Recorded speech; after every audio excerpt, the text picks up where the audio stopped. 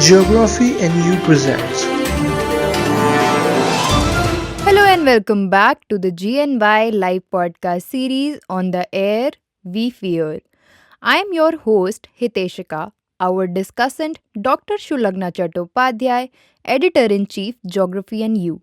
And the special guest joining us today is a distinguished environmental economist and associate professor currently at Warwick University, Dr. Anant Sudarshan. In today's discussion, we'll explore the economic side of air pollution, looking at how markets can help reduce emission while supporting sustainable growth. We will uncover the defining links between environmental challenges and decision making. With that, I request Dr. Shulagna Chattopadhyay to take today's discussion forward. Over to you, Dr. Chattopadhyay.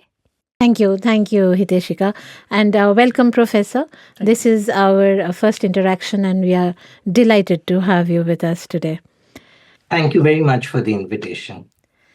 Um, Professor, we are aware that various sectors contribute to air pollution. So there is the construction, then the vehicular, the road dust, industry, and of course our seasonal crop burning episodes that we keep having every winter. But in this discussion, we'd like to start with industry because you have a lot of work related to industry, and then we can move to perhaps transport. And of course, a commentary on India's choice of fuel and energy in the future, and how skewed the rich versus poor graph is, and how it compounds the air pollution problem. So, if we begin with the industry, Professor, what do you think the role of the industry is in India? Does it impact air pollution, and to what extent do you think it impacts? Yeah, I think industry is an important cause of air pollution. It's not the only cause. If you include sort of factories and power plants, an all India average might be about 20% of the total. But in cities that are industrial clusters, such as Surat, such as several cities in Maharashtra or Tamil Nadu in particular, those cities may have an even larger kind of contribution from industries. So I'd say, it varies between 10% or above 30 or even 40%, depending on which city and where in India you are. And for Delhi, since the industries are not really located inside Delhi but at the peripheries of the city, what would your estimate be for Delhi? Yeah, I think for Delhi, the estimates that people have come up with are in the range of 10 to 15%, mostly from, as you say, Delhi has pushed out industries, but there is still cross-border pollution from just outside. So there's a lot of factories and diesel gensets as well that are located just outside Delhi, and so there's some cross-border pollution from there. Hmm. So, you've talked about, you have a 2022 essay on monitoring industrial pollution in India, where you've talked about the use of automatic machines, the continuous emission monitoring system that's put in the smokestacks. And, it helps industries monitor their emissions. And uh, so if but you've also said that it's difficult to get clean data from industry. So there is faulty or expensive or uncalibrated or inaccurate, etc., etc. So why can't we think of machines, cameras up there in the space, the satellites, and help us, work with satellite data, which also promises emission data. And you have some kind of a library of sorts which kind of maps for many, many years how this data is, how this emission, is going up, going down, and helping economists such as you. So what do you think about changing the instrumentation method? Because you have an engineering background, so that's why I am posing this question to you. Yeah, so the thing with satellite data is it's a extremely useful way to measure the overall air pollution in even in fairly small areas, and we should be using it for that. We, in fact, don't use it even for that regulatory purpose. But it's not fine-grained enough to tell me whether one factory is polluting more versus another factory is polluting more. So when I start talking about regulation, about introducing some rules, then I don't just need to know that a city or a part of the city is polluted. That I could get from satellite data, even if I don't have monitors. But then I also need to attribute blame, and the blame is to individual units, and that just becomes too small entity for us to use satellite data to get around it. So we will need some way of directly measuring pollution from factories. And if you can just tell us a little bit about how this smokestack works, who is responsible for, like, who actually gives out these machines? How do you put it in place, and do industries comply? Do they have these emission monitoring?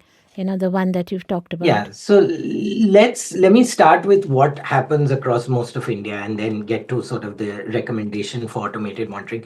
So most of India, the smokestack is basically the chimney. You have industries that are producing power, energy for their manufacturing processes, and often it's by burning coal in a boiler, and so that will produce smoke and pollutants of different kinds, and that is pushed into these tall chimneys, and that is what we call the smokestack. That's where the pollution comes from.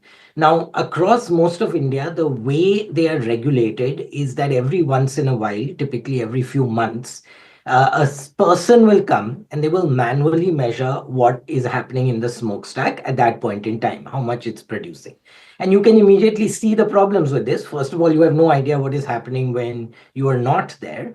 And secondly, you don't know what the total pollution is. You just know when this plant was running at the time that I came there, this is how much pollution was being produced. But from an environmental point of view, I want to know the total. I want to know whatever has happened over the full life of the plant. So that's why one of our recommendations in that paper, and something that India is moving towards, is being to put, essentially think of them as electricity meters. They are instruments that go inside the chimney and measure in real time, continuously, how much pollution is being produced. And in most countries where they are used, the factories would pay for it. So this would be just like there are many rules around air pollution equipment. This would be one of the things that is required. Now, we have recently in India passed these mandates requiring industries to install these instruments. But as we pointed out in that paper, the quality of data coming from this is quite poor. In fact, it's not even transparently available to the public. And I think part of the reason it's quite poor is that it's not being used as part of regulation. So the thing is, if you tell someone to put an instrument, but then that data doesn't actually get used anywhere, then it's very hard to maintain data quality because there's no incentive, there's no punishment, and so on. So I think that's the situation we're in right now. But it's fixable because you can see it. The first fix would be if I start using this data, then I can enforce data quality. There's some reason for plants to maintain quality. And so, that might be a first step. Correct. Is it very expensive to put these instruments? I mean, in the big picture of what it costs to set up a factory, it's not at all expensive. I'd say they sort of vary between, say, 5 lakhs for a small medium industry. It might be as much as 40 or 50 lakhs for a power plant. I mean, this is nothing compared to the cost the cost of the setting up a projects. plant. Yes, Yeah. yes, of course, of Yeah. course. So it's not part of our regulatory process as of now that when you set up a factory or you run a factory that you have to have some kind of monitoring or automated monitoring. It's not. Is it part of the regulatory framework? Well, we have a weird situation in India where recently, 6 years ago, we passed a regulation requiring many factories in polluting sectors to install these instruments. So there is a regulation saying you need to have the instrument. But then there is no regulation using the data from the instrument. If you want to punish someone for over polluting, you still have to send a human being and do the measurement. So this data is not actually being used. It's sort of an empty. It's very odd. It's sort of an empty thing that okay, you have to install these devices. But we will carry on all of our regulation based on this manual monitoring. The exception being the new emission markets, which are only just starting and which we did as a pilot and so on. Yes, that would bring me to the next question. But before we go there, I just wanted to know this repository, where will this data lie? With the CPCB, SPCB, where does it lie this when it comes, when you actually have it off the emission monitors? Where does it go?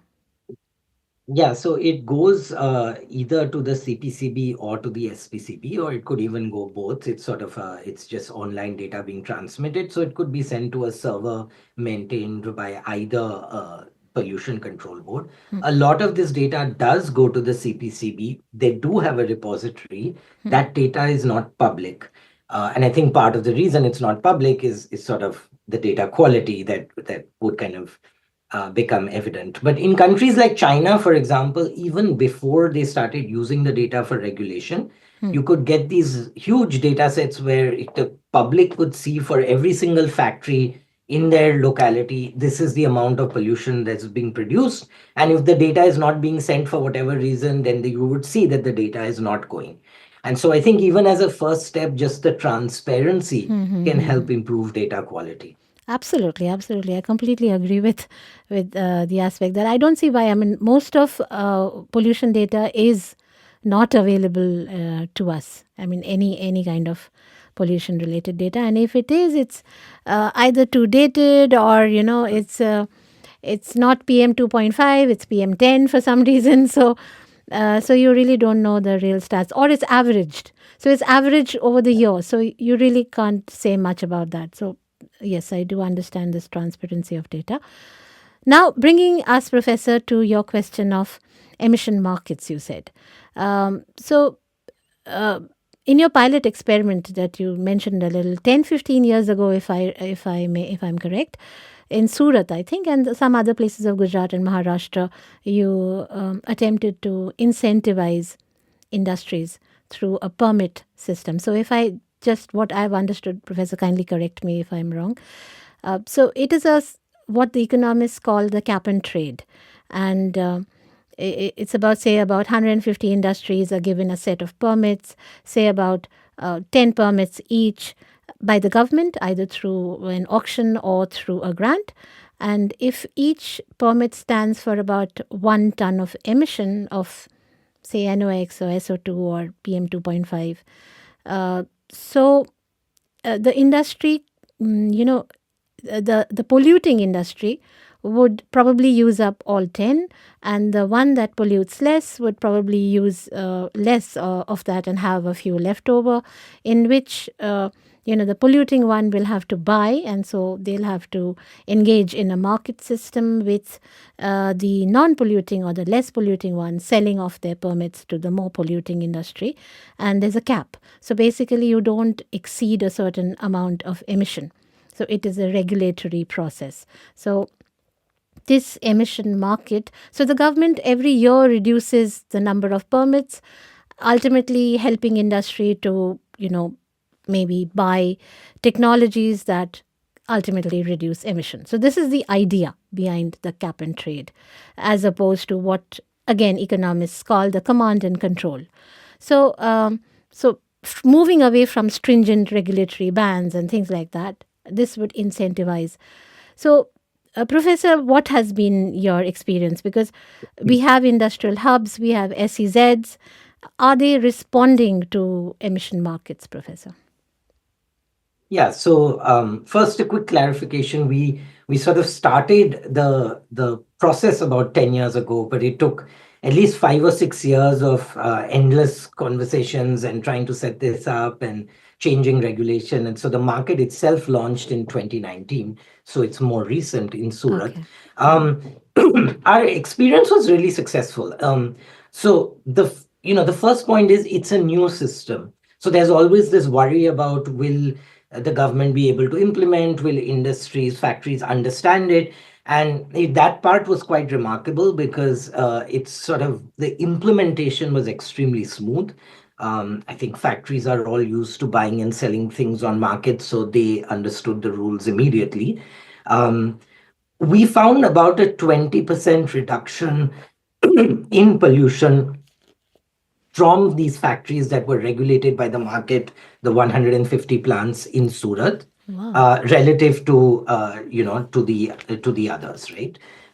So now that has led to that market is now being scaled up in Ahmedabad, where it was just launched, and Maharashtra has announced that they want to try this type of instrument for SOx, SO2 rather than for particulates, which was what Gujarat was focused on. So Okay. the early signs look very promising. And I think now, of course, we need to see how this instrument works on a broader scale. But the point is that we need more regulatory innovation, because when your status quo rules are not working, you need to think of new ideas. This is one new idea. I mean, new for India, Hmm. and I think we might have others, and we need to try them. Okay, that's excellent because I was thinking that since I mean these are not things that you regularly see popping up in common media, so in the mainstream. So I was just wondering that what is the exact status, but good to know that we are having 20% and very encouraging results to see 20% reduction really. But taking that on, forward, there is another point that you argue in a report, in a 2017 report, a little way back, where you say that you call it a program for rationing driving, which is like commonly understood as odd and even scheme that Delhi imposed. And you think that it's not really, it's an extreme ban and it's not really. So I'm moving to transport really. So it's an ineffective measure. So we have in Delhi 3 weeks of intense crop burning season where it's a gas chamber, of course, I mean, it's been often said, but it is no less than an extreme event. We have no mitigative measures. This is one, GRAP is the other, which is also not, it's an imposition. It is arbitrarily imposed on a day-to-day basis. And so what do you think, Professor? I mean, you are saying that these are ineffective. Of course, they're ineffective in the long run. They're not going to solve the problem. They're knee-jerk reactions. I agree with all of that. But what is the solution here with vehicles and No, so ordinary? I don't disagree with you insofar as our main point was that focusing on these extreme measures can lead to crowding out what we really need, which is a regulatory system or a long-term system that is effectively tackling all these sources, not just in 3 weeks when it's a gas chamber, but as a solution to the problem overall. So the problem of pollution from transport is not solved by running an odd even driving ban for 2 to 3 weeks. Now, even there, we actually did an analysis of the odd even the first two times it was rolled out, and we found the first the first kind of initiation of the odd even did reduce pollution by between 8 and 13%, which is quite significant. But the effectiveness fell off, in future iterations, because compliance went down. The odd even ban is very difficult to actually enforce, because you, as you might imagine, you'd need an army of people flagging down vehicles and so on. Mm-hmm. So you know although you might try everything possible during a 3 week period where there's extraordinarily high levels of pollution, and I don't disagree with you that at that time you might even try this, but it's sort of missing the main source. The main source is the crop burning. So the obvious solution to the problem is to think about what you can do with crop burning. And as a long-term measure, the driving bans, can backfire. They can generate less compliance, less interest in other ideas. And in Mexico City, they did try this as a long-term measure, and it actually led to people buying second cars with the right license plate because it was always in place. And those second cars were then very cheap and very dirty because obviously they were not spending a lot of money on it. So it actually led pollution to go up. So Okay. my point being that it's not very reliable as a long-term solution. Right. Now, I was talking with Professor Sanjeev Pohit about, all these vehicle odd even bans and things like that. So he's from NCAR, and So he cited his recent work on trams. He said that that was the most ideal, cost effective, emission free kind of mode of transport as compared to now. Delhi is moving away from CNG buses. In February 2026, they want complete electric buses to replace all CNG buses. So, and the metro is expensive. There's an affordability issue. Um, and you don't have like point to point connectivity, so you always need a car. Even if you're going in a metro, you to get home, you need that last mile connectivity. So what is the city transport system that would benefit a city like Delhi, a city like Bangalore, a city like Mumbai? What is it that would benefit a city like, a crowded, overcrowded, I would say, overburdened cities such as these? Yeah, that's a good question. It's a very complicated question. I think uh, i- in a city like Delhi, one of the problems is that people with cars prefer using the cars. They're often the people with more voice in policy and politics because they're richer. And so, you saw back when Delhi tried to introduce a BRT. They introduced that line on one particular road, which actually went to Press Enclave, where there's a lot of journalists on that road. Now, that caused, while this was being introduced, obviously it caused some inconvenience to cars because the whole idea of a BRT is I use some of the public space for buses. So you had the people in cars not using the BRT bus, but complaining a lot about that project. It was eventually shut down, and the Delhi Metro was sort of more successful because it's underground and doesn't cause as much problem. So there is a bit of this demand and supply issue. There are many Delhi buses that run half empty. The metro, in fact, runs at capacity, notwithstanding the fact that it's more expensive.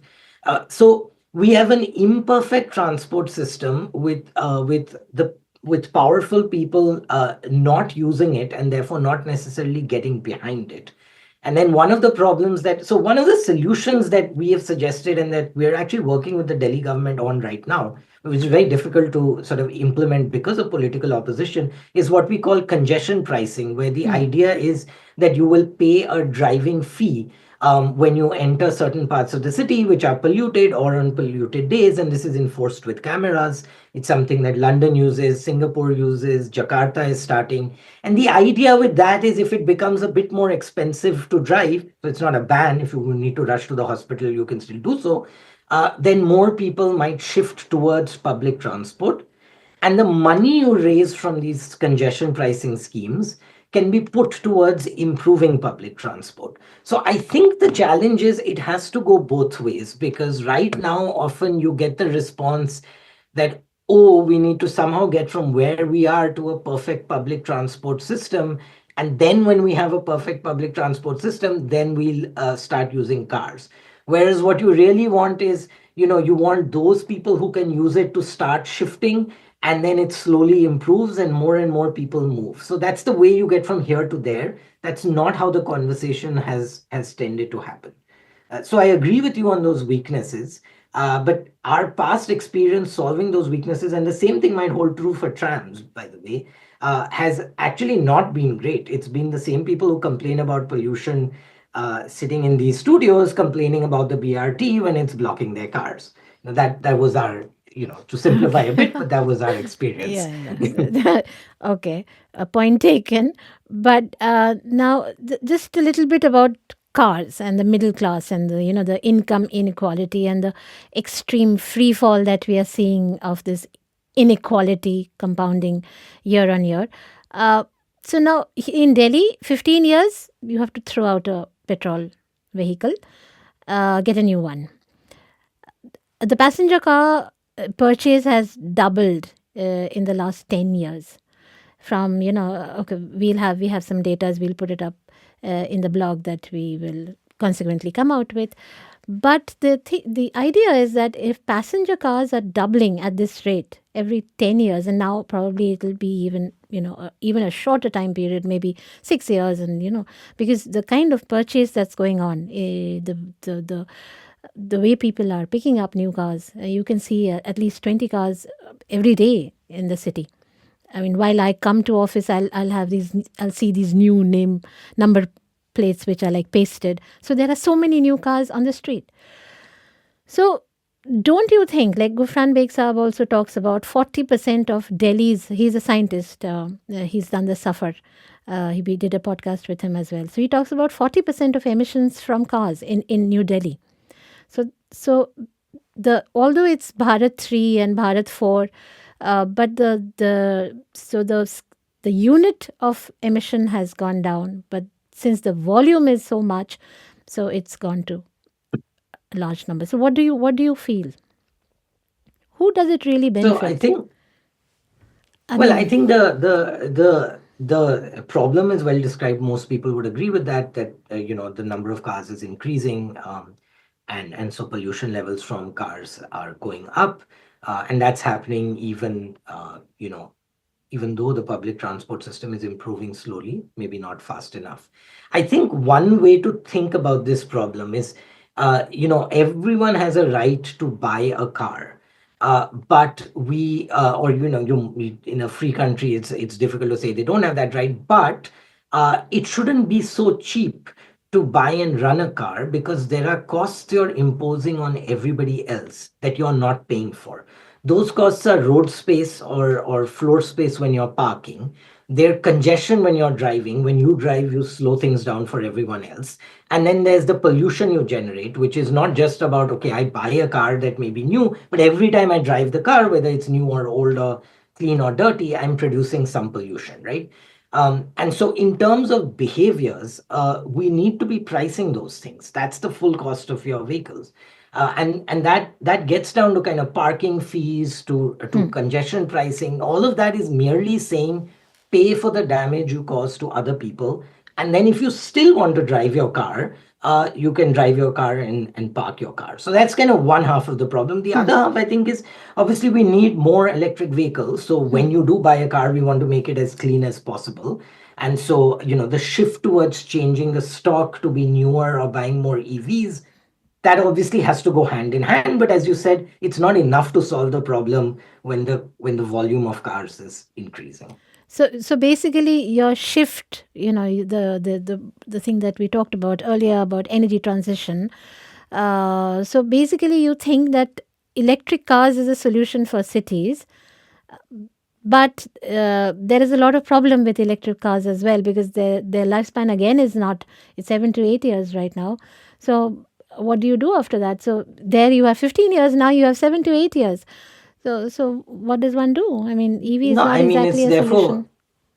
wait, it's not a full solution, it's a partial solution. As I said, Hmm. if you are driving a petrol vehicle, it needs to be more expensive to do that. And that's why I've kind of pushed for instruments that use fines and prices, because those things can be scaled up and down, and they're more flexible, and they can vary depending on your behavior. So I think EVs are part of the solution, they're not the full solution. To give you one example, in many countries outside India, there is high congestion pricing and parking costs and kind of taxes on vehicles. These are all now monetary instruments like costs on vehicles that are made of diesel, that are using diesel or petrol. And many of them are zero for electric vehicles, because the argument is they don't produce any pollution, so we shouldn't be, worried about those things. And so what that does is, yes, the lifespan might vary, but it's much cheaper to drive an EV, right? So I think we need to start thinking in these ways, because they are going to nudge behavior towards where we want to go. And right now we're doing nothing. And if you were to propose something draconian, like, every family can buy only one car or no cars or something like that, that would be a political non-starter. And you might argue would be inflexible. Some people really need something, and other people it's a luxury. So we need to think of an intermediate. And I think fines and prices, monetary instruments, give you that intermediate route. Right. Um, but we will come back to income inequality some point in time again. But now I have my last question for you, Professor. Um, we hear a lot about green hydrogen, and we hear about carbon capture. So, in your view, you know, carbon capture is essentially like you capture or you take carbon out from the emissions and you lock it into rocks and stuff like that, which is also technology, I believe. So, how well do you think India is poised to take energy transition on? What is your view? Well, I think these two technologies, so carbon capture, for instance, it's very expensive, so it's not actually used as as widely anywhere in the world. And it's meant to reduce CO2, so it has nothing to do with air pollution. It's a climate change mitigation method. Um, Green hydrogen is actually similar. Although it produces less air pollution, if you use hydrogen, it's sort of similarly kind of mostly motivated by CO2. And again, it's expensive, it's experimental. Um, eh, so I'm not sure that the economics will work out. I mean, technology improves. So I'm not saying we shouldn't do R&D, but right now the economics doesn't work out. So having said that, I think therefore you're going to see the transition to the extent it occurs from shifts towards renewables in the power generation sector. And then I think electricity in the transport sector. And the reason for that is then that electricity, if it's produced by renewables, then the full chain, your car is also not producing any CO2 or pollutants because the power that is driving it is also not producing. So to me, that is the way the energy transition in the medium term is likely to occur, through greening the electricity grid and electrification of as many end users as possible. Great, great, Professor. That was, a riveting discussion. And I hope you had a good time as well. Yes, I did. Thank you so much for the invitation. Hitishika, thank you. If you could just close the discussion for us today. Thank you, Dr. Chattopadhyay, for guiding today's insightful conversation. And a heartfelt thanks to Dr. Anant Sudarshan for sharing his expertise and valuable perspectives on the economics of air pollution. Your views have helped us better understand the challenges and opportunities in addressing air pollution through innovative policies, sustainable practices, and market frameworks. To our listeners, thank you for tuning in to the episode of GNY Live Podcast Series, The Air We Fear. We are on Spotify and YouTube. Please subscribe so that you do not miss any episode. A blog of this podcast with all its details, reference links, and explanations is also available on geographyandU.com. Remember to read it. Stay with us as we continue to explore critical environmental issues with leading experts. Until next time, this is your host Hiteshika signing off. Let's work together for a cleaner, healthier future. Thank you.